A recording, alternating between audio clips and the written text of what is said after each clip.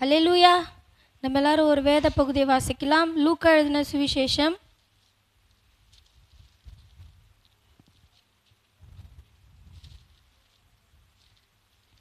18ஆம் அதிகாரம் 19ஆம் அதிகாரம் 10ஆம் வசனத்தை வாசிக்கலாம்.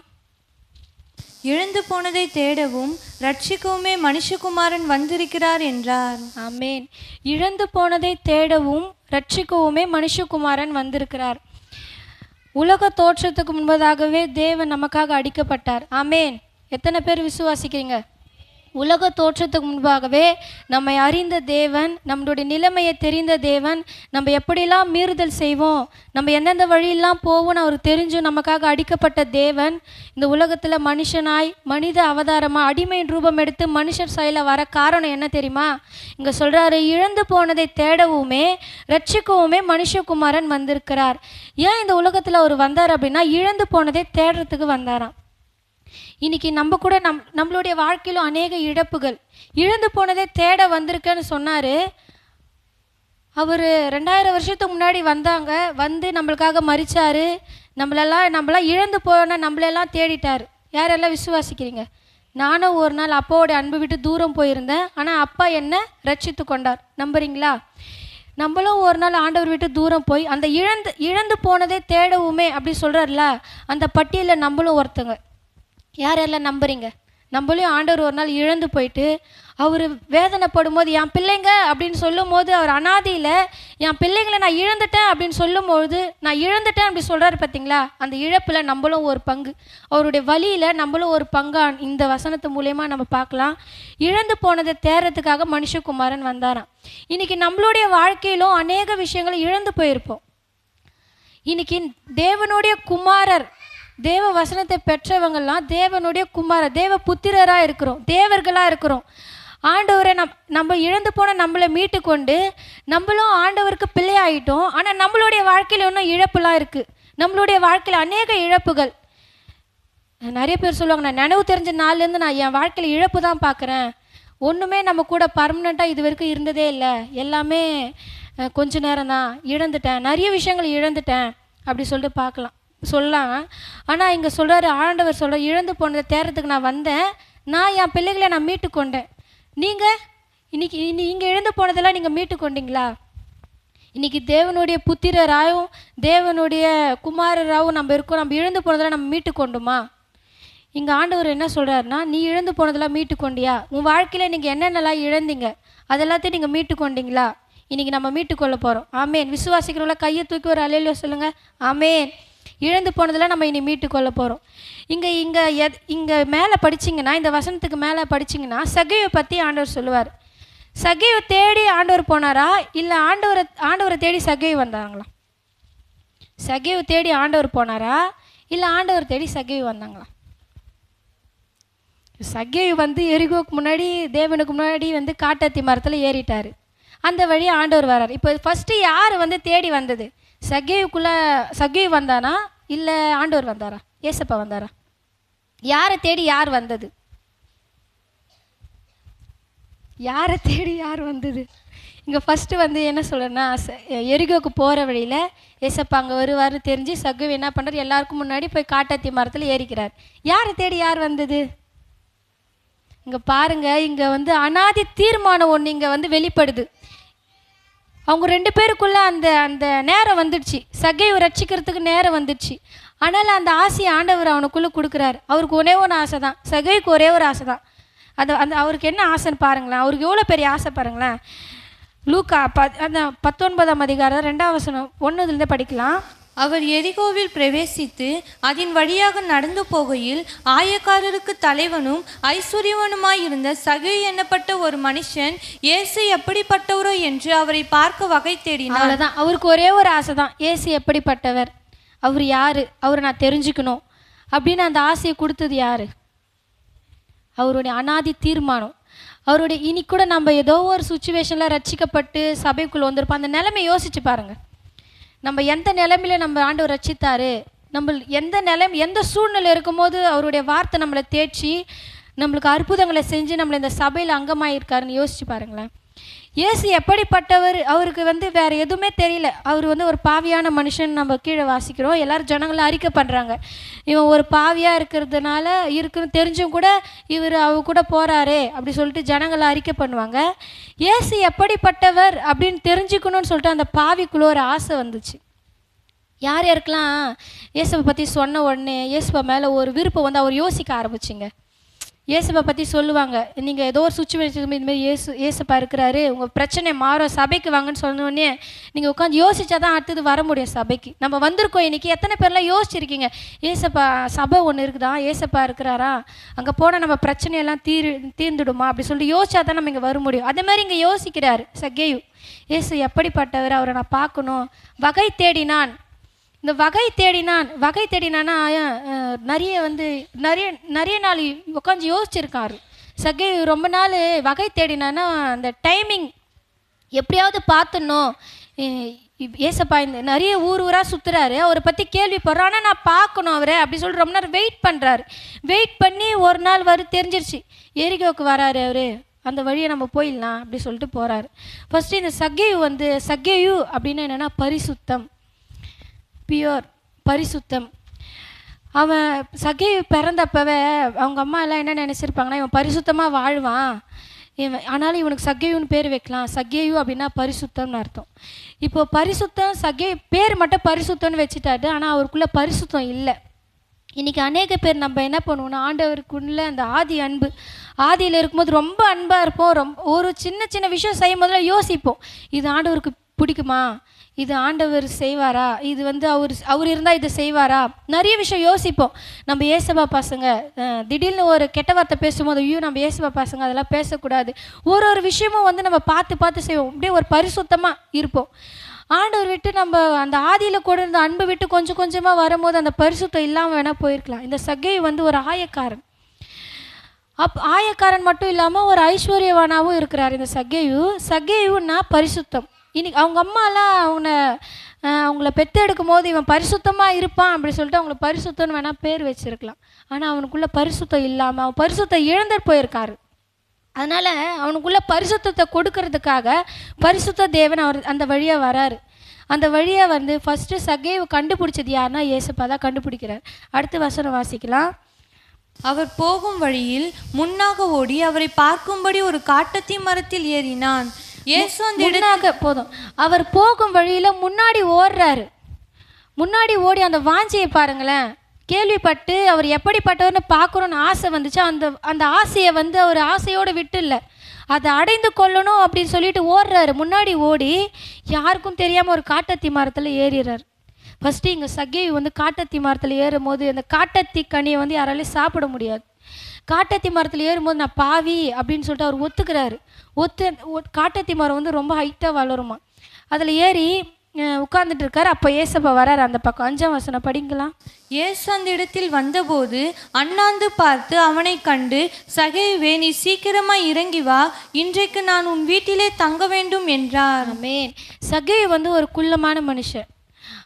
இஸ்ரேல் ஜனங்கள் எல்லாருமே அங்கே பார்த்தீங்கன்னா எல்லாமே ஹைட்டாக இருப்பாங்க. சக்கேயு வந்து இங்கே சொல்லி அவன் குள்ளனானபடினால அவன் காட்டத்தி மரத்தில் ஏறினா.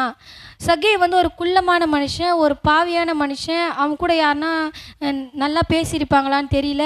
அவனை அந்த சொசைட்டியில் அவனை ஒரு ஆளாக மதிச்சிருப்பாங்களான்னு கூட தெரியல. ஏன்னா அவர் ஏசப்பா நீ வா உன் வீட்டில் நான் தங்க போகிறேன்னு சொன்ன உடனே எல்லாரும் சொல்லுவாங்க, இவன் பாவியான மனுஷன், இவன் நிறைய பாவம் செய்வான், இவன் நிறைய பாவம் செஞ்சுருக்கான், இவன் வீட்டில் எப்படி நீங்கள் தங்க போகிறேன்னு சொல்லிட்டு ஏசப்பா முன்னாடியே வந்து சொல்கிறாங்க. அப்படின்னா அவர் ஏசப்பா இல்லாதப்பா அவன் அந்த ரோட்டில் நடமாடும் போது எல்லாரும் அவனை எப்படி பார்த்துருப்பாங்க?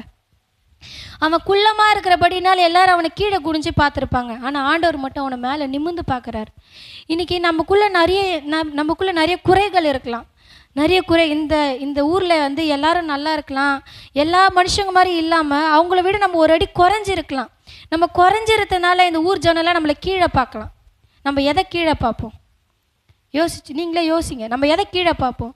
இன்றைக்கி சக்கேயு வந்து எல்லாரும் குள்ளனாக இருந்தபடினால அவனை வந்து நிமிர்ந்து யாரோ பார்த்துருக்க மாட்டாங்க. இப்படி நிமிர்ந்து பார்க்குதோ இல்லை நேருக்கு நேரு பார்த்துருக்க முடியாது, கீழே குனிஞ்சு தான் பார்க்க முடியும். ஆனால் ஆண்டவர் மட்டும் வராரு, அவனை நிமிர்ந்து பார்க்குறாரு. இங்கே வந்து என்ன சொல்கிறாரு அப்படின்னா, நம்ம வந்து இந்த சொசைட்டியில் குறைச்சவங்களாகவும் இருக்கலாம், ஆனால் ஆண்டவர் பார்வையில் நம்ம விலையேற பெற்றவங்க. நம்ம எப்பவுமே ஆண்டவர் நம்மளை அண்ணாந்து தான் பார்ப்பார். இன்றைக்கி நம்ம பிள்ளைங்க ஒரு பிள்ளைக்கு ஏதோ ஒரு குறையோட பிறந்துச்சு வச்சுக்கோங்களேன், அந்த பிள்ளைய நம்ம வெறுப்போமா? நம்ம மாம்சத்தில் இருக்கிறோம், நம்மளே நம்ம பிள்ளை அதை காக்கைக்கு தன் குஞ்சு பொன் குஞ்சுன்னுவாங்க. நம்மளே அந்த குழந்தைங்களை அப்படி பார்க்கும்போது நம்ம அப்பா பரமபிதா நம்மளை எப்படி பார்ப்பாரு? மற்றவங்க இந்த மாதிரி பார்க்குறாங்க, மற்றவங்க இந்த மாதிரி சொல்கிறாங்கன்னு சொல்லிட்டு நம்ம நொந்து நம்ம அப்படியே இருதையை உடஞ்சி உட்காரது வேஸ்ட்டு. ஒன்று மட்டும் ஞாபகம் வச்சுங்க, நம்மளை ஆண்டவர் எல்லாம் நிமிர்ந்து தான் பார்க்குறாரு. அந்த மரத்தில் வரும்போது சகேயு அங்கே யாருக்குமே தெரியல, ஆனால் ஆண்டவருக்கு மட்டும் தெரியுது மேலே ஒருத்தன் இருக்கான்னு சொல்லிட்டு. அவனை எல்லாரும் கீழே குனிஞ்சு பார்க்குறாங்க, ஆண்டவர் மட்டும் அண்ணாந்து பார்க்குறாரு. அண்ணாந்து பார்த்து, சகேயுவே நீ இறங்கி வா, நான் எனக்கு உன் வீட்டில் தங்க போகிறேன். உன் வீடு ரொம்ப அசுத்தமாக இருக்குது சகேயுவே, உன் வீட்டில் தேவையில்லாததெல்லாம் இருக்குது, உன் இருதய வீட்டில் தேவையில்லாததெல்லாம் இருக்குது, அந்த வீட்டுக்குள்ளே நான் வர போகிறேன், நீ இறங்கி வா. வீட்டுக்குள்ளே பரிசுத்தம் இல்லை சகைவே, இறங்கி வா, உன் பரிசுத்தத்தை நீ இழந்திருக்க, நீ இறங்கி வா, நான் உன் வீட்டில் இன்றைக்கி தங்க போகிறேன் அப்படி சொல்லிட்டு ஆண்டவர் சொல்லிவிட்டு சகைவை கூட்டிகிட்டு வீட்டுக்கு வராங்க. அப்போ உடனே சகைவுக்கு தெரிஞ்சிச்சு அவர் ஏன் என் வீட்டுக்கு வராருன்னு தெரிஞ்சிருச்சு. அவர் ஏன் என் வீட்டுக்கு வரணும் அப்படின்னு அங்கேயே நம்ம 2 பேரும் மீட் பண்ணிட்டோம், ஏன் என் வீட்டுக்கு வராரு அப்படின்னு தெரிஞ்சிச்சு. தெரிஞ்ச உடனே சகைவு அது உணர்ந்தவனாய் அடுத்த வசனம் படிங்க, 8ஆம் வசனம் படிங்களேன். சகைவு நின்று கர்த்தரை நோக்கி, ஆண்டவரே, என் ஆஸ்திகளில் பாதியை ஏழைகளுக்கு கொடுக்கிறேன், நான் ஒருவனிடத்தில் எதையாகிலும் அநியாயமாய் வாங்கினது உண்டானால் நாளத்தனையாக திரும்ப செலுத்துகிறேன் என்றான். சகைவுக்கு தெரிஞ்சிச்சு என்கிட்ட பரிசுத்தம் இல்லை, நான் அந்த பரிசுத்தத்தை இழந்து போயிருக்கேன்னு தெரிஞ்ச உடனே அவன் அறிக்கை பண்ணுறான். நான் நாளத்தனையாக வாங்கியிருக்கேன், அநியாயமாக வாங்கியிருக்கேன், என் ஆஸ்தியை பாதி ஏழைக்கு கொடுக்குறேன் அப்படி சொல்லிட்டு தான் பாவத்தை அறிக்கையிட்டு அந்த வினாடி பரிசுத்தமாகறான். ஆண்டவர் அவன் வீடு சுத்தமாயிடுச்சு. இப்போது அவனுடைய இருதயமாகி அவனுடைய வீடு சுத்தமானோடனே அடுத்த வசனம் படிங்க. ஆண்டவர் ஒரு வார்த்தை சொல்வார். இயேசு அவனை நோக்கி, இன்றைக்கு இந்த வீட்டுக்கு ரட்சிப்பு வந்தது. ஆமென். இவனும் ஆபிரகாமுக்கு குமாரனாக இருக்கிறானே. அவ்வளோதான். பரிசுத்தத்தை நான் இழந்து போயிருந்தா பரவாயில்ல, ஒன்று தான், இந்த பாவத்துக்கு ஆண்டவர்கிட்ட மன்னிப்பு இல்லை அப்படின்னு சொல்லிட்டு நம்ம எதையும் சொல்ல முடியாது. ஏன்னா எல்லாவற்றையும் மன்னிக்கிற தேவனாக அவர் இருக்கிறார். பரிசுத்தத்தை இழந்து போயிருக்கிற சகைவை தேடி அன்றைக்கி வந்தார். உன் வீட்டுக்கு இன்றைக்கி ரட்சிப்பு வந்து சொல்லிட்டு ரட்சிப்பை கொடுத்துட்டு போயிட்டார். இன்றைக்கி நம்மக்கிட்ட ஏன் பரிசுத்தம் இல்லை? இன்றைக்கி நம்மளோட இழப்புக்கெல்லாம் காரணம் என்ன தெரியுமா? நம்ம ஆண்டவருக்கு விரோதமாய் செய்த பாவங்கள் தான் நம்மளோட இழப்புக்கெல்லாம் காரணம். ஏசப்பா, இழப்பு வரும்போது என்ன வரும்? ஒரு இழப்பு வருதுன்னா அது கூடவே இன்னொன்று வரும், வெக்கம். இழப்பு வரும்போது வெக்கம், அப்படியே அந்த இடத்துல நிற்க முடியாது. இப்போது நம்மள இருக்கிற இடத்துலையே நம்மளுக்கு ஒரு இழந்து போயிடுச்சு அப்படின்னா பார்க்குறவங்களாம் என்ன பண்ணுவாங்க? ஒரு மாதிரி பார்ப்பாங்க. நம்மளுக்குள்ளே என்ன வரும்? வெக்கம் வரும். அந்த வெக்கத்தினால அந்த வெக்கம் வராதபடிக்கு, அந்த இழப்பு வராதபடிக்கு நமக்குள்ளே இருக்கணும் அப்படின்னா, அந்த பரிசுத்தம் நமக்குள்ளே இருந்துச்சு அப்படின்னா பிசாசு அவனுக்கு வசனம் நல்லா தெரியும். அவன் ஆண்டவர்கிட்டே வசனத்தை பேசுகிறான், ஆனால் அவனுக்கு சத்தியம் தெரியல. அவன் சத்தியத்தை அறியாதவன். நம்மளுக்கு சத்தியம் நம்மளுக்குள்ளே வர வர நம்ம பரிசுத்தமாக, சத்தியம் தான் நம்மளை பரிசுத்தப்படுத்தும். சத்தியத்தையும் அறிவீர்கள், சத்தியம் உங்களை விடுதலையாக்கும். பிசாசுக்கு நல்லா வசனம் தெரியும், நம்ம நல்லா வசனம் படிக்கலாம், ஆனால் சத்தியத்தை நமக்குள்ளே எடுத்துகிட்டு உள்ளே போகும்போது தான் நம்ம வீடு பரிசுத்தமாகவும் நமக்குள்ளே இழப்புகள் வராது. ஏன்னா நம்ம ஆண்டவர் நான் அவரை நோக்கி பார்த்த முகங்கள்லாம் பிரகாசம் அடைஞ்சதே தவிர வெக்கப்பட்டு ஒரு இடத்துல நிற்கலை. இன்றைக்கி ஏன் வெக்கம் அப்படின்னா நமக்குள்ளே பரிசுத்தம் இல்லை. பரிசுத்தம் இல்லாமல் ஒருவனும் தேவனை தரிசிக்க முடியாது. நம்ம போய் நிற்கிறோம், ஜபத்துக்கு வரோம், ஆராதனைக்கு வரோம், அப்பா ஒரே ஒரு செகண்ட், அப்பா என் இருதயத்தை பரிசுத்தமாக்குங்கப்பா அப்படின்னு கேட்டால் அந்த ஜபத்தை அவர் கேட்டு உடனே பரிசுத்தப்படுத்துவார். அந்த ஜபத்தை பண்ணிவிட்டு மீதி இருக்கிற ஜபத்தை பண்ணுங்களேன், உடனே உங்கள் ஜபத்துக்கெல்லாம் பதில் கிடைக்கும். இங்கே வெக்கம் வருது. ஏன் வெக்கம் அப்படின்னா இழப்புனால வெக்கம். இன்னொன்று ஞாபகம் வச்சுக்கோங்க, எங்கே வெக்கம் வருதோ அங்கே தான் ரெட்டிப்பான பலன் வரும். நம்ம வாழ்க்கையில் அநேக இடத்துல வெக்கப்பட்டிருக்கலாம், ஆனால் இன்னைக்கு ரெட்டிப்பான பலன் ஆண்டவர் தரேன்னு சொல்கிறாரு. அந்த வசனத்தை எது வாசிக்கலாம்? ஏசாயா 61ஆம் அதிகாரம் 7ஆம் வசனத்தை படிக்கலாம். ஏசாயா, உங்கள் வெட்கத்துக்கு பதிலாக இரட்டத்தனையாய் பலன் வரும், லட்சைக்கு பதிலாக தங்கள் பாகத்தில் சந்தோஷப்படுவார்கள், அதிநிமித்தம் தங்கள் தேசத்தில் இரட்டிப்பான சுதந்திரம் அடைவார்கள், நித்திய மகிழ்ச்சி அவர்களுக்கு உண்டாகும். ஆமென். வெட்கத்துக்கு பதிலாக என்ன பலன் வருமா? ரெட்டிப்பான பலன். நிந்தைக்கு லட்சைக்கு பதிலாக உங்களுக்கு சந்தோஷம் வருமா? இன்றைக்கி ஏசப்பா சமூகத்தில் ஒப்பு கொடுங்கப்பா, என் வீட்டுக்கும் நீங்கள் வாங்கப்பா. எல்லோரும் ஒரு விஷயம் வாய் திறந்து சொல்லாமா, ஏசப்பா எங்கள் வீட்டுக்கும் நீங்கள் வாங்க ஏசப்பா. எல்லாம் சண்டே கிளாஸ் பசங்களாம் அழகாக சொன்னாங்க, சொல்லுங்கள் ஏசப்பா எங்கள் வீட்டுக்கும் நீங்கள் வாங்க ஏசப்பா. ஆமே, நம்ம வெக்கப்பட்ட இடத்துல நம்ம தலையை உயர்த்துகிற தேவன். அல்லேலூயா. இன்னொருத்தரை பார்க்கலாம். இன்னொருத்தில் இழந்து போனதை மீட்டு கொள்வது எப்படி. தாவீது வந்து எடுத்துக்கலாம். 2 சாமுவேல் 30ஆம் அதிகாரம் எடுங்க. தாவீது வந்து அவங்களுடைய ஃப்ரெண்டு கூட என்ன பண்ணுவார்னா போர் செய்யறதுக்கு பெலிஸ்தியர் கூட போவார். அங்கே என்ன பண்ணுவாங்கன்னா தாவீதை வேணான்னு சொல்லிவிடுவாங்க.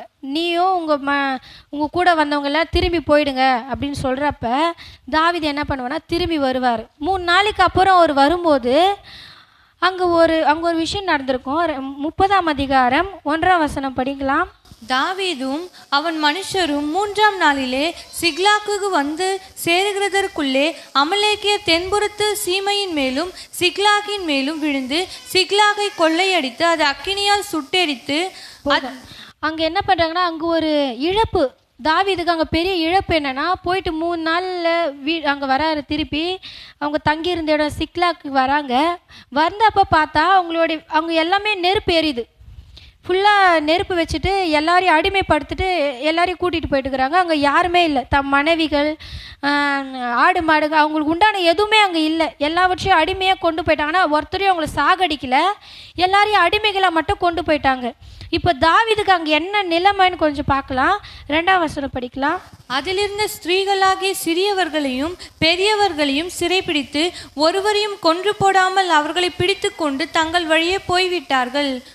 தாவீதும் அவன் மனுஷரும் அந்த பட்டணத்துக்கு வந்தபோது இதோ அது அக்கினியால் சுட்டெரிக்கப்பட்டது என்றும் தங்கள் மனைவிகளும் தங்கள் குமாரரும் தங்கள் குமாரத்திகளும் சிறைப்பிடித்து கொண்டு போகப்பட்டார்கள் என்றும் கண்டார்கள். எல்லாரும் சிறைப்பிடிச்சிட்டு போயிட்டாங்க. எல்லாருமே, யாருமே இல்லை அங்கே. தாவீதோட மனைவிகள் மட்டும் இல்லை, அங்கே இருந்து அவங்க கூட இருந்த யார் வீட்லேயும் ஆளே இல்லை. எல்லார் வீட்லையும் நெருப்பு தான் எரியுது. அவங்க போருக்கு போனாங்க அப்படின்னா, அவங்க ஜெயிச்சிட்டாங்க அப்படின்னா அவங்க எல்லாத்தையும் கொளுத்திட்டு வருவாங்க. அந்த வீடெல்லாம் கொளுத்திட்டு வருவாங்க. அப்போ தான் நாங்கள் ஜெயிச்சோன்னு தெரியுன்றதுக்காக எல்லா வீடும் கொளுத்திட்டு வருவாங்க. அந்தமாரி கொளுத்திட்டு தீ வச்சுட்டு வந்துட்டாங்க. வந்து பார்க்குறாங்க, யாருமே இல்லை. உடனே அங்கே என்ன நடக்குது அப்படின்னா 4ஆம் வசனம் படிக்கலாம். அப்பொழுது தாவீதும் அவனோடு இருந்த ஜனங்களும் அழுகிறதற்கு தங்களில் பலன் இல்லாமல் போகும் மட்டும் சத்தமிட்டு அழுதார்கள். அங்கே அழறதுக்கு பலனே இல்லை. அவ்வளோ துக்கம் அவங்களுக்கு. யாருமே இல்லைன்றப்ப அழுகிறதுக்கு பலன் இல்லாத அளவுக்கு உட்காந்து அழுகிறாங்க. ஏன்னா பெரிய இழப்பு தான். இன்னைக்கு உங்கள் குடும்பத்தில் கூட நீங்கள் யாராவது இழந்திருக்கலாம். தேவன்கிட்ட வந்தாங்க, ஆனால் இப்போது ரட்சிப்பு இல்லாமல் இருக்கிறாங்க. எங்கள் பிள்ளை இப்படி போயிடுச்சு, உங்கள் கணவர்களாம் இதுமாரி போயிட்டாங்க அப்படி சொல்லி நீங்கள் நிறைய இழந்திருக்கலாம். இங்கே தாவீதும் அப்படி தான். ஆனால் ஒன்று ஞாபகம் வச்சுங்க, அவங்க உயிரோட பிடிச்சிட்டு போயிட்டாங்க. அவங்கள சாகடிக்கலை. உங்கள்கிட்ட போனது எல்லாமே ஏதோ ஒரு இடத்துல நீங்கள் தான் நிறுத்தி வச்சுருக்கீங்க. ஏதோ ஒரு இடத்துல நீங்கள் இழந்ததெல்லாம், உங்கள் குடும்பத்தில் நீங்கள் இழந்தது எல்லாவற்றையும், அது உங்களுடைய வேலையில் இருக்கலாம், இல்லை உங்கள் வீட்டில் இருக்கலாம், எல்லாவற்றையும் ஒரு இடத்துல நீங்கள் அடிமையெல்லாம் நிறுத்தி வச்சுருக்கீங்களா கண்டி. அது உங்களை விட்டு போகல, அது இன்னும் சாகடிக்கலை. அவன் என்ன பண்ண, சாகடிக்காமல் அடிமைகளாக கொண்டு போயிட்டாங்க. கொண்டு போன உடனே தாவீதும் அவங்க கூட இருந்தவங்களாம் அழறதுக்கு பலனே இல்லை அவங்களுக்கு அழுகிறதுக்கு. ஒரு சில நேரத்தில் அப்படி தான் அழக்கூட முடியாது. அழறது கூட முடியாத அந்த சுச்சுவேஷனில் இங்கே தாவீது என்ன பண்ணுறாரு அப்படின்னா, தாவீது ரொம்ப நெருக்கப்படுறாரு. அடுத்த வசனம் வாசிக்கலாம். தாவீதின் 2 மனைவிகளாகி இஸ்ரேல் ஊராளான அகினோவாமும் கர்மேல் ஊராளான நாபாலின் மனைவியாயிருந்த அபிகாயிலும் சிறைபிடித்து கொண்டு போகப்பட்டார்கள். தாவீது மிகவும் நெருக்கப்படுறாரு. அந்த இழப்பை அவரால் தாங்க முடியாமல் ரொம்ப நெருக்கப்படுறாரு. கூட இருக்கிறவங்களாவது கொஞ்சம் ஒத்தாசையாக இருப்பாங்கன்னு பார்த்தா கூட இருக்கிறவங்களாம் என்ன பண்ணுறாங்க. அடுத்தது படிக்கலாம். சகல ஜனங்களும் தங்கள் குமாரரும் குமாரத்திகளின் நிமித்தம் மன கிளேசமானதினால் அவனை கல்லறிய வேண்டுமென்று சொல்லி கொண்டார்கள். தாவீது தன் தேவனாகிய கர்த்தருக்குள்ளே தன்னை திடப்படுத்தினான். இத்தனை நாள் கூடவே இருந்தாங்க. கூடவே இருந்தவங்களாம் தன்னுடைய குடும்பம், தன்னுடைய பிள்ளைங்க அப்படி சொல்கிறப்பவே அப்படின்னு நினைக்கிறப்ப தாவீதை கல்லு தூக்கிட்டாங்க. ஒரு ஆள் தாவீது நடுவில் நிற்கிறாரு. கூட இருந்தவங்க நேற்று சிரித்து பேசினாங்க. நேற்று வரைக்கும் எல்லாம் ஒன்றா உட்காந்து சாப்பிட்டாங்க. இன்றைக்கி பார்த்தா கல் எடுத்து வச்சு நிற்கிறாங்க. தாவீதால் ஒன்றும் முடியல. தாவீது தனியாலாம் நிற்கிறாரு. சுற்றி எல்லாம் கல் வச்சு நிற்கிறாங்க. ஒருத்தர் கூட அங்கே தாவீது பக்கமாக நிற்கலை. தாவீது இந்த நிலையை எப்படி சமாளித்தார் அப்படின்னா, தாவீது கர்த்தருக்குள்ளே தன்னை திடப்படுத்தி கொண்டார். அவர் அந்த வினாடி நிற்கும் போது, யாருமே என் பக்கத்தில் நிற்கலனாலும் நீங்கள் என் கூட இருக்கிறீங்களா ஏசப்பா அப்படின்னு அவர் நினச்சிருப்பார் போல். யாருமே இல்லை. தன் மனைவிகளும் போயாச்சு. அவருக்கும் ஒரு இழப்பு தான். கூட இருக்கிறவங்களாம் தன்னுடைய குடும்பம் தன்னுடைய பிள்ளைகள் வரப்ப கூட இருக்கிற தாவீதே கல் எடுக்கிறாங்க, கல் எடுத்து சாகடிக்கலாம், கல் எறிஞ்சிடலாம் அப்படி சொல்லிட்டு கல் எடுக்கிறப்ப தாவீது தன்னை கர்த்தருக்குள்ளே திடப்படுத்தி கொண்டார்.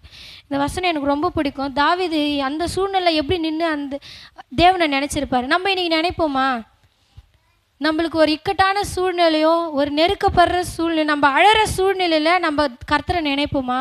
இங்கே தாவீது பாருங்க, எல்லாவற்றையும் கர்த்தரே முன்னிறுத்தி தன்னை கர்த்தருக்குள்ளே திடப்படுத்தி கொள்கிறாரு. அடுத்து வாசிக்கலாம். அடுத்து அவர் என்ன செய்கிறார் அப்படின்னா, மனுஷங்களை நம்பலை, அவங்கக்கிட்ட போய் வாக்குவாதம் பண்ணல, இருங்க வெயிட் பண்ணுங்க போகலான்னு கூட சொல்லலை. தாவீது ஒன்னே ஒன்றா பண்ணுறாரு. அங்கே போய் அடுத்து கீழே இருக்கிற வசனம் படிங்களா. தாவீது அகிமெலேக்கின் குமாரனாகிய அபியாத்தார் என்னும் ஆசாரியனை நோக்கி ஏபோத்தை என்னிடத்தில் கொண்டு வா என்றான். அபியாத்தார் ஏபோத்தை தாவீதினிடத்தில் கொண்டு வந்தான். ஏபோத், நீ போய் ஏபோத்தை மட்டும் கொண்டு வா.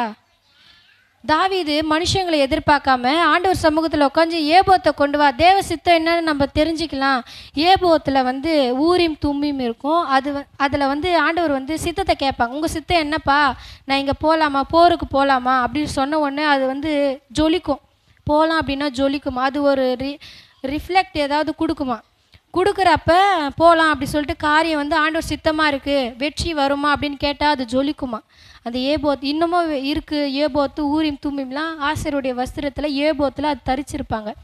இதை அடுத்து எடுத்துன்னு வந்தோடனே ஆண்டவர்கிட்ட கேட்குறாரு. அந்த நிலையில் கூட தாவீது தேடுந்து ஒருத்தர் தான், அது ஆண்டவர் மட்டும் தான். ஆண்டவரை தேடுறாரு. அப்போ ஆண்டவர் ஒன்று சொல்லுவார், கீழே வாசிக்கலாம்.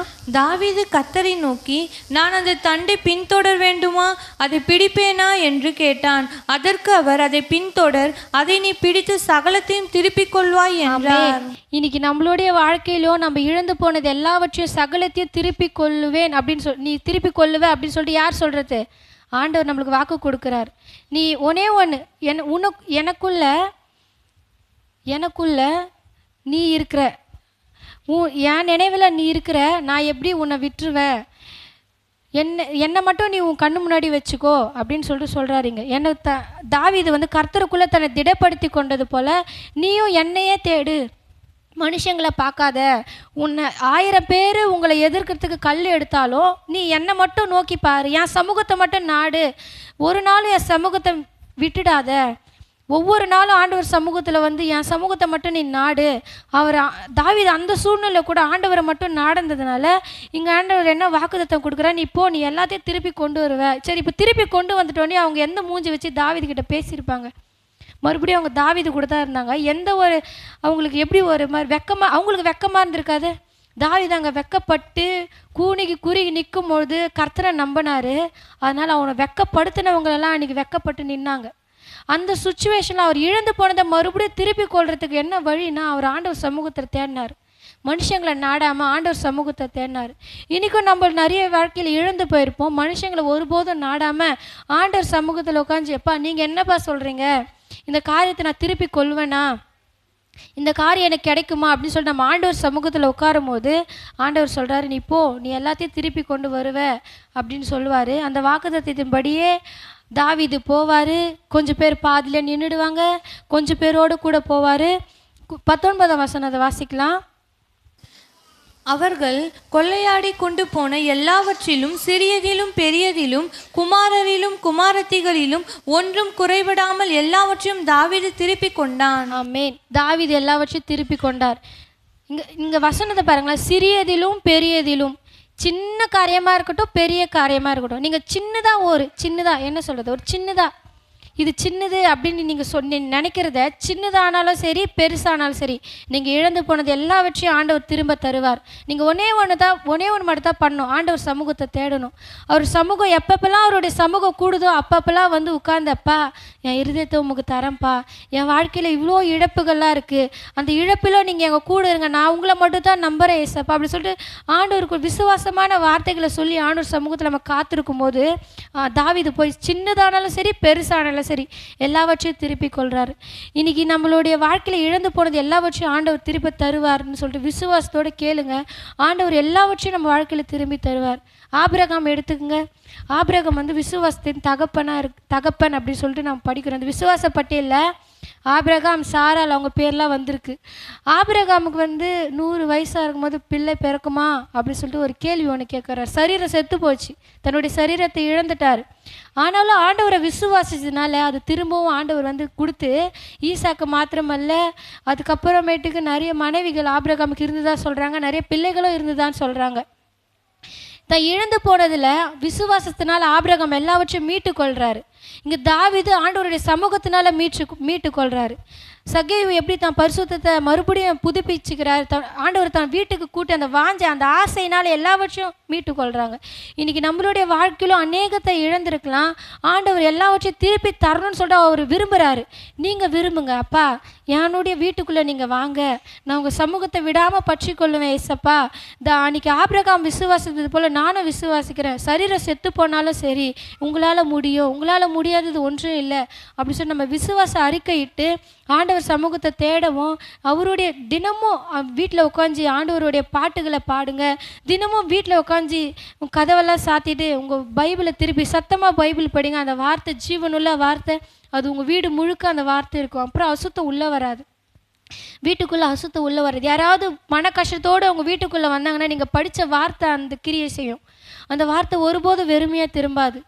நம்மளாம் தேவனுடைய பிள்ளைகளாக இருக்கிறோம், வீட்டில் உட்காந்து ஒரு தடவை பைபிளை திருப்பி அந்த வார்த்தைகளை சத்தமாக உங்கள் வீட்டில் எல்லா இடத்துக்கும் போகிற மாதிரி சத்தமாக படிங்களேன். உங்கள் வீட்டுக்குள்ளே அந்த நாள் முதற்கொண்டு நீங்கள் பாருங்கள், உங்கள் வீட்டுக்கு ஒரு அழுகையின் சத்தமும் வராது, ஒரு என் வாழ்க்கையில் இது இழந்துட்டேன் அப்படின்னு அங்கே ஒரு நஷ்டமும் இருக்காது. ஆண்டவருடைய வார்த்தை எல்லாவற்றையும் பாதுகாக்கும். அதனால் உங்கள் வீட்டில் உட்காந்து பைபிளை சத்தமாக படிங்க, நல்லா பாட்டு பாடுங்க. பாட்டில் எல்லாமே வசனம் தான் இருக்குது. நீங்கள் இழந்து போனதெல்லாம் திருப்பி கொள்ள அப்படின்னா அந்த சமூகம் உங்கள் வீட்டுக்குள்ளே ஆண்டவரை கூப்பிடுங்க. எங்கள் வீட்டுக்குள்ளே நீங்கள் வாங்கப்பா, என் இருதய வீட்டுக்குள்ளே நீங்கள் வாங்க அப்படின்னு கூப்பிட்டீங்க அப்படின்னா ஆண்டவர் நம்ம இழந்து போனது எல்லாவற்றையும் திரும்பி தருவார். இழந்து போனது ஏன் இழப்பு, ஏன் வெக்கம் அப்படின்னா ரெட்டிப்பான பலன். ஏதோ ஆண்டவர் ரெட்டிப்பான பலன் நமக்காக வச்சிருக்கிறார். ஆனால் தான் இது நம்ம வாழ்க்கையில் இழந்து போயிட்டோம் அப்படின்னு நீங்கள் விசுவாசித்து இந்த வாக்குத்தத்தை பிடித்து கொள்ளுங்க.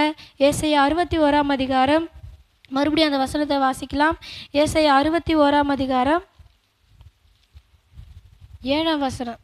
உங்கள் வெட்கத்துக்கு பதிலாக இரட்டைத்தனியாய் பலன் வரும், லட்சைக்கு பதிலாக தங்கள் பாகத்தில் சந்தோஷப்படுவார்கள், அதிநிமித்தம் தங்கள் தேசத்தில் இரட்டிப்பான சுதந்திரம் அடைவார்கள், நித்திய மகிழ்ச்சி அவர்களுக்கு உண்டாகும். ஆமேன். இந்த வாக்குத்தத்தை பிடித்து கொண்டு ஆண்டவர்கிட்ட போய் கேளுங்க, நான் இழந்ததெல்லாம் எனக்கு திரும்ப கொடுங்கப்பா அப்படின்னு உரிமையாக கேளுங்க. அப்பா கிட்ட கேட்குற ஒரு பிள்ளை எப்படி ஒரு அப்பா கிட்ட அடம் பிடிக்குமோ அந்த மாதிரி கேளுங்க. நான் இழந்து போனதெல்லாம் எனக்கு திருப்பி கொடுங்க ஏசப்பா, நான் உங்கள் சமூகத்தை தேடுறேன் அப்படின்னு கேட்டிங்க அப்படின்னா ஆண்டவர் நம்ம வாழ்க்கையில் பெரிய அற்புதங்களையும் அதிசயங்களையும் செய்ய வல்லவராக இருக்கிறார்.